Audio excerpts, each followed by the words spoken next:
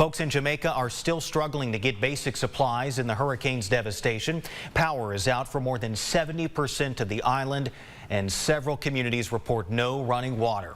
As KLTV7's April Peardon reports, an East Texas organization is preparing for an upcoming trip to deliver hope and aid. Imagine that you've lost everything.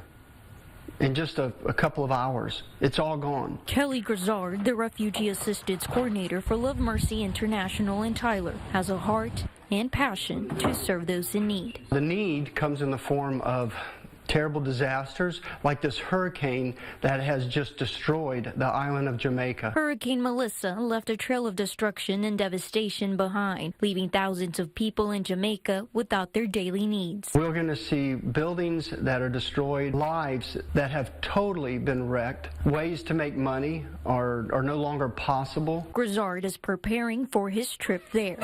His mission, to provide hope during this difficult time. And just let them know, one, that they're loved, that there are people that care about them, and that they don't have to go through this alone. Along with him, he's taking supplies, such as Starlink satellites. That was one of the first things they asked for. Could you get us some satellites, because our communication is very poor. Debbie Lascelles, founder and director of Love Mercy International, says during disasters like these, being that one person they can depend on makes all the difference in their world. They're overwhelmed, they're in shock.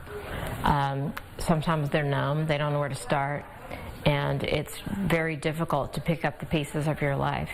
But it's always so helpful if someone comes alongside you and says, "Here, let me help you." They hope they can be a reminder to others of what mercy looks like through what they do. April Peardon, KLTV 7 News. And if you'd like to help, scan the QR code on screen or go to kltv.com, scroll down the homepage, and click on the big red button.